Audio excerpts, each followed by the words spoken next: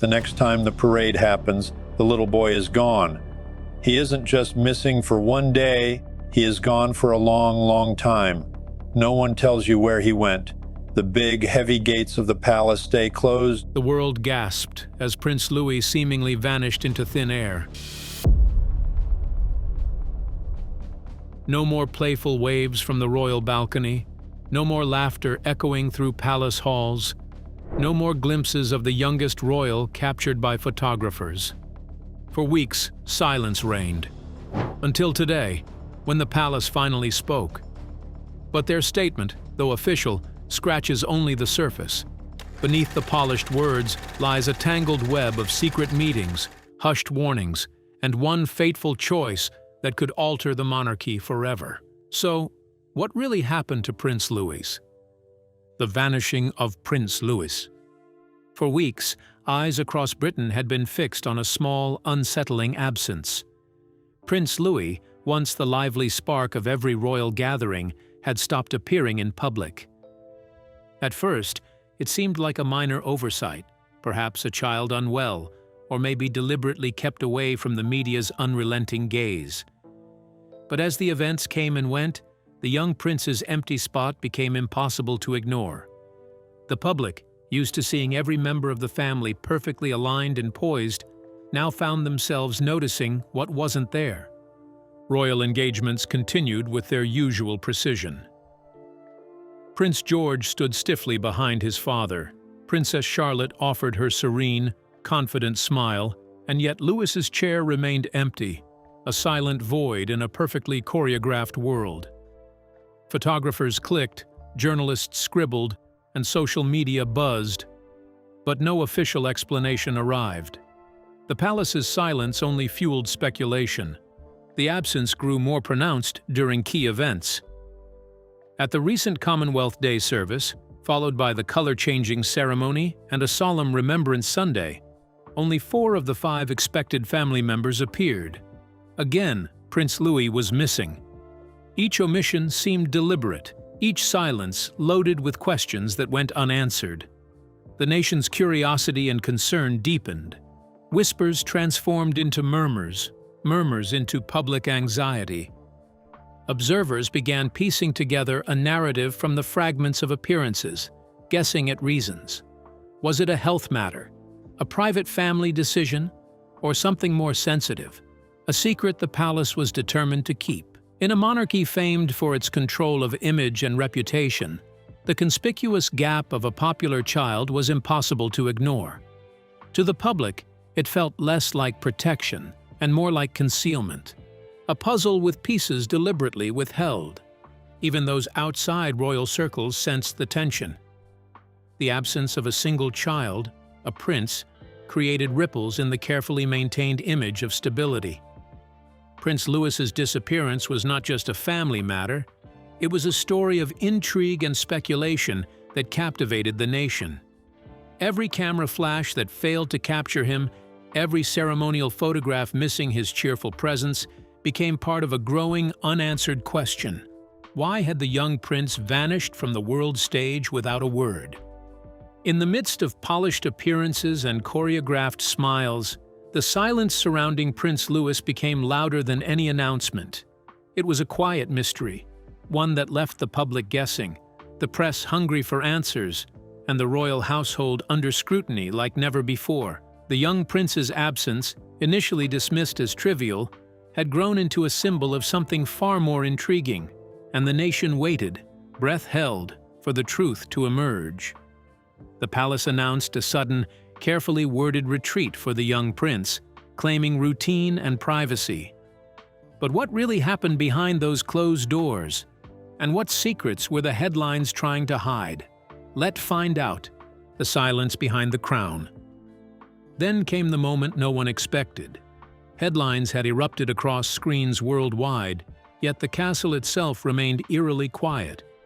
A statement appeared, brief, measured, carefully worded. It spoke of decisions made for the young prince's well-being, of a time away from public view. On the surface, it was routine, but those who understood the palace's language knew better. Beneath the formal phrases, There was an unmistakable urgency, a hidden alarm. Privacy was not the concern. Something had gone horribly, irrevocably wrong. History has taught that the royal family rarely speaks without reason. Silence often hides far more than it reveals.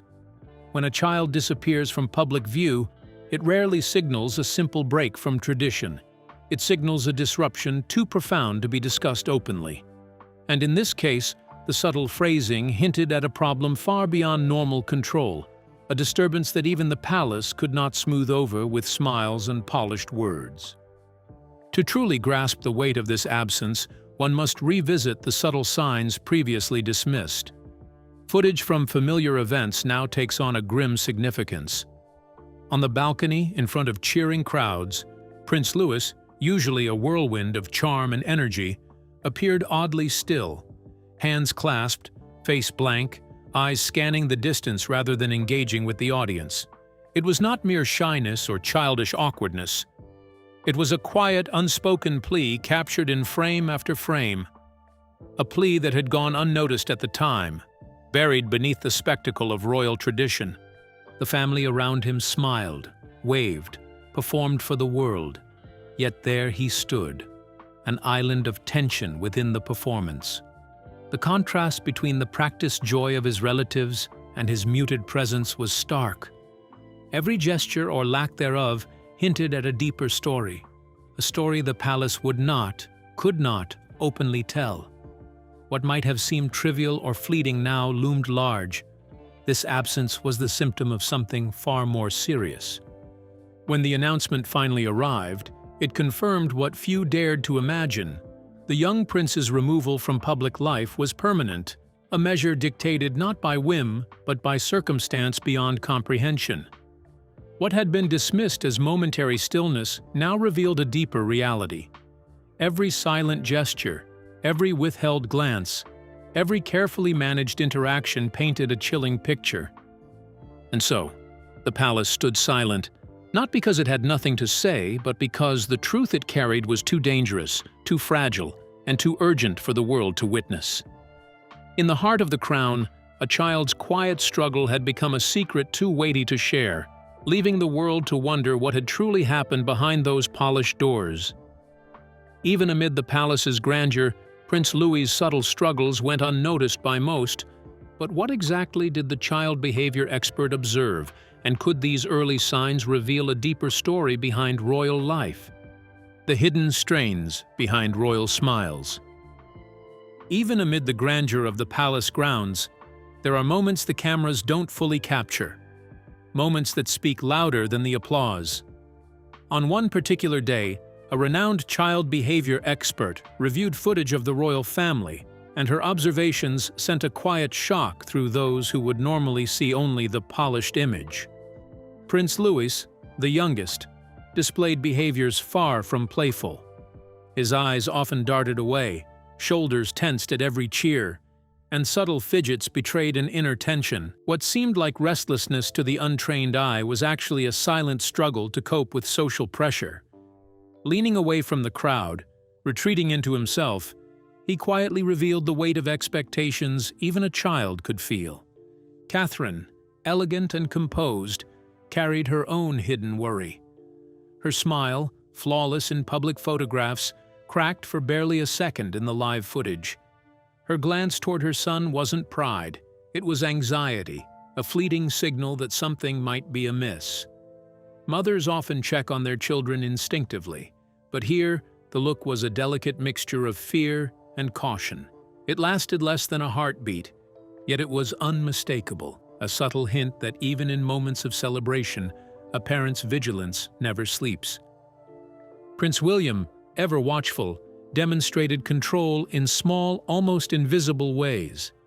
At one point, he scanned the crowd and then directed one of his senior aides with a single nod, sending the figure back into the shadows. Nothing appeared out of the ordinary at the time, yet viewed later, it suggested quiet orchestration, a careful shielding of his son from pressures the public could never see. In past reports, William has acted decisively to protect his children, and this seemingly minor gesture hints at similar intent. an unspoken plan to safeguard Louis's experiences, even if it meant restricting interactions quietly. Meanwhile, what the press didn't capture paints a fuller picture. The tension beneath the smiles, the invisible threads of concern woven through gestures and fleeting glances. The applause and cheers, meant to celebrate, contrast sharply with these small signs of strain, revealing the delicate balance the family maintains between duty and affection. Moments of joy coexist uneasily with subtle stress, creating a quiet drama that unfolds in micro-expressions and careful actions, far from the lens's grand gaze. In the end, these fleeting signals, Louis's subtle retreat, Catherine's anxious check, William's silent commands, tell a story the public rarely hears. Behind the pageantry, there is vigilance, worry, and a constant effort to protect a family under relentless scrutiny, reminding us that even the most regal facades cannot entirely hide the human heart. The final balcony appearance seemed simple, yet every pause and glance hinted at something deeper. But what was really unfolding behind the stage smiles, and why was silence chosen over headlines? The balcony that spoke without words. On that crisp morning, cameras clicked, yet something felt oddly restrained. Photographers whispered later, confessing how unusual it had been. No close-ups of Prince Louis, no solo portraits, no prolonged shots. One recalled receiving a sudden embargo notice just hours before the event, a request so vague it seemed almost meaningless at the time. Yet in hindsight, it was the first clue of a carefully woven story, one told not in headlines, but in silence. The final balcony appearance wasn't merely ceremonial. It was a delicate farewell, choreographed in glances, pauses, and measured stillness. For the public, the moment seemed like any other royal greeting, but it was a brief window into a private truth. Applause rang out, cameras flashed, yet inside the palace, a storm was quietly building, invisible yet undeniable. Behind those polished walls, every gesture, every breath carried weight. Catherine, once the serene anchor of the monarchy, had become a silent guardian. Her focus was her son. The pressures of protocol, the relentless glare of the crown, the impossible expectations, all threatened to consume him. Within her heart, she pleaded for a reprieve. Let him retreat behind gates where rules could soften, where whispers were safe, and where a child could simply be. Her concern took shape in letters, handwritten, private, unfiltered. Addressed to King Charles and senior officials, they conveyed the anxieties no public statement could capture. She didn't seek approval, sympathy, or attention. She begged for patience and compassion, for the smallest gestures that might protect her son from the machinery of expectation grinding at his youth. She described the moments that cameras could never capture: sudden, inexplicable tears, laughter that faded into nervous muttering, retreat into corners of solitude when all seemed overwhelming. The palace's rhythm was relentless, and he was slowly losing himself within it. She spoke of his sensitivities, flinching at the shudder of a camera, withdrawing from royal tutors, hiding from staff who were meant to guide him. These weren't acts of defiance or mischief, they were calls for help. And yet, in public, the scene remained pristine, polished, and reassuring. The world saw only the cheerful waves and bright smiles, unaware of the quiet battles being fought within. For those who watched closely, the balcony was more than tradition. It was a coded message, a fleeting glimpse of vulnerability hidden beneath regality. And as the crowd cheered, unaware of what was really happening, Catherine held her breath for every precious second. The palace, with all its power and rules, was merciless, yet a mother's love, written in letters and hidden glances, sought to carve out a sanctuary for her child.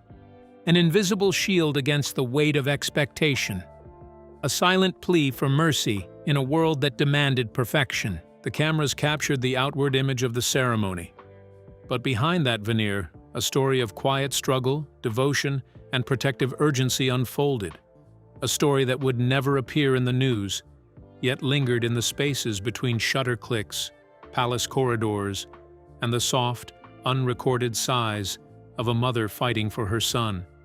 Catherine, Princess of Wales, maintained her poised public image while supporting Prince Louis through hidden struggles. But what pressures and private challenges shaped her response, and how did palace expectations intensify the situation? A mother before the crown.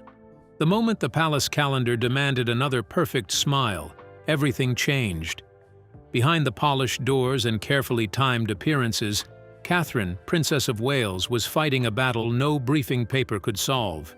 She was expected to glide through ceremonies, to wave from balconies, to embody calm. Yet inside her own home, her youngest son, Prince Louis of Wales, was struggling in ways that cameras could not capture. By early 2026, whispers had already begun in palace corridors. Advisors spoke in careful tones about optics and stability. They reminded her that she was not only a mother, but the future queen consort beside Prince William, Prince of Wales. Every decision, they warned, carried political weight. Even the smallest absence could trigger headlines across London and beyond, from Kensington Palace to Windsor. But the conversations felt distant compared to the reality in her son's room. There were mornings when Louis would not step outside his chamber. Invitations to rehearsals, family portraits, and a formal unveiling scheduled for February 19th were met with silence. Gentle encouragement did little. Reassurances fell flat. What palace officials called a phase felt to Catherine like something deeper, something urgent. The institution had its own rhythm. Since her marriage in 2011, she has rarely disrupted it. She attended charity galas, state receptions, and community visits without complaint. The staff admired her composure. Yet, as the weeks unfolded, that calm exterior began to crack. Meetings grew tense. One aide later admitted that the princess, who once listened patiently, now challenged every suggestion that placed duty above her child's well-being. A planning session in early March became a turning point. When a senior official casually suggested managing the Prince Louis issue through stricter scheduling, Catherine rose from her seat and walked out. The silence that followed was heavier than any argument. The next morning, a letter arrived on the desks of key advisors.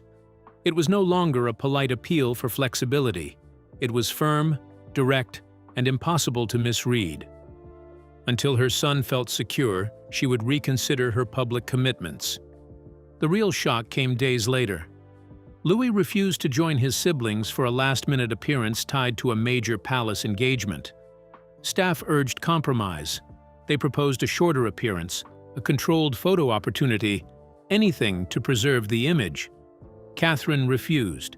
For the first time since entering royal life, she declined to attend an event marked in bold on the official calendar. The reaction inside the palace was immediate. Some feared speculation, others worried about precedent. The monarchy, after all, thrives on consistency. Yet beyond the palace gates, a different conversation stirred. Many saw not rebellion, but a mother drawing a line. In private, Catherine's struggle was deeply personal. She understood the symbolism of her role and the centuries of tradition behind it. Still, titles meant little compared to the sight of her child in distress. The contradiction between crown and motherhood became almost unbearable. The institution was not easily persuaded. Advisors continued to push for quiet resolution. But Catherine had shifted. The woman once known for steady compliance had chosen clarity instead. In that choice lay a subtle but powerful message. Before the future queen consort, before the headlines and history books, she was simply a mother determined to protect her son, even if the palace itself had to adjust. Catherine maintained flawless composure in public, yet private tensions were quietly mounting behind the palace walls. But what exactly was brewing in those hidden corridors, and how close was it to spilling over? A heir's breaking point. Protocol demanded stability, and emotional rifts had no place in it. Yet beneath the polished floors and careful smiles, something fragile was cracking. Publicly, the Princess of Wales, Catherine, Princess of Wales, remained composed, graceful at events, steady before cameras. Privately, her silence carried weight. It was not surrender, it was a warning. Long before voices were raised at Clarence House, concerns had been quietly building. Letters were written, meetings were requested, subtle pleas were made to ease the growing pressure on young shoulders. But tradition is a stubborn force inside palace walls, and the machinery of image-making rarely pauses for personal fears. Courtiers insisted the institution had weathered worse storms. After all, it had survived the turmoil of the 1990s and the painful shadow of the Diana, Princess of Wales era. Why would this be different? Because this time, it was about a child. In early 2026, private medical advice reportedly landed in the hands of Prince William. The warning was direct. Constant public exposure could be taking an emotional toll. For a father, that was not a matter for debate. For an heir to the throne, it was a direct collision with centuries of expectation. William had long balanced duty and family with careful discipline. But insiders suggest that balance began to slip the moment he realized the cost might be paid by his son. The decisive confrontation did not unfold as a dramatic spectacle at first. It began as another strategy session. Discussions about appearances, public engagement, and the monarchy's future in a fast-changing Britain. King Charles III reportedly listened from the center of the room, with Queen Camilla close beside him. When William entered, carrying a slim folder thick with reports and correspondence, the atmosphere shifted. What lay inside was not gossip, it was testimony. It was a physician's signed assessment. It was Catherine's written account of her fears. The discussion turned tense when suggestions surfaced that increased visibility for the young prince might strengthen public connection with the crown. To some, it was a strategy. To William, it felt like sacrifice. Witnesses would later describe a rare moment. The future king standing not as heir, but as father. His restraint faltered. He challenged the idea that tradition should outweigh a child's well-being. He questioned whether advisors, including members of Camilla's circle, were pushing optics over protection. The words spoken behind those closed doors were said to be sharp enough to cut through decades of royal discipline. Charles attempted to steady the exchange, reminding everyone that the monarchy's survival depended on unity. But unity, William argued, could not come at the expense of his family's peace. The folder was closed with finality. The message was unmistakable. In the days that followed, public engagements continued as scheduled. Smiles returned. Headlines softened.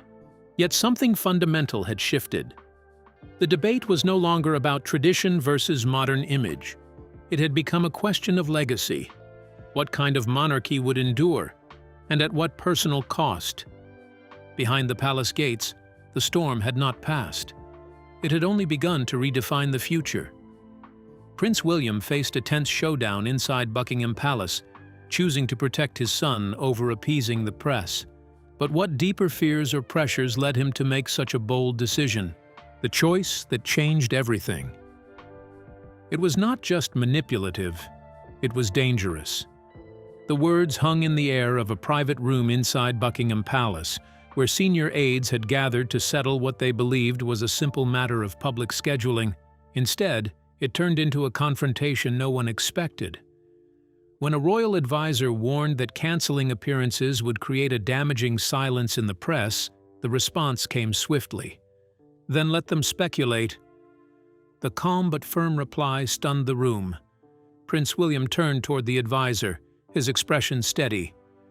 I would rather they chase shadows than destroy my son. Even King Charles III seemed taken aback. He had seen his son handle pressure before, but not like this. There was no anger in William's voice, only resolve. The unspoken rule of endurance, of smiling through discomfort for the sake of duty, was being challenged. And then came the ultimatum. If the palace refused to reconsider, and if Prince Louis remained on the list for future public events, William and Catherine, Princess of Wales, would be prepared to step back from royal life entirely. Few in that room knew that the real storm had begun weeks earlier. far from palace corridors. Inside a private clinic in London, a locked file held a report never meant for public eyes. The document had traveled quietly between doctors before reaching a royal medical liaison. No headlines, no ceremony. Just a sealed envelope carrying answers Catherine had sought in silence. The concerns had started subtly. At home, Louis's behavior shifted in ways that unsettled his parents. Moments of bright energy were followed by sudden withdrawal. There were sharp outbursts over small frustrations, and periods when he seemed distant, even from those he adored. Daily routines became unpredictable.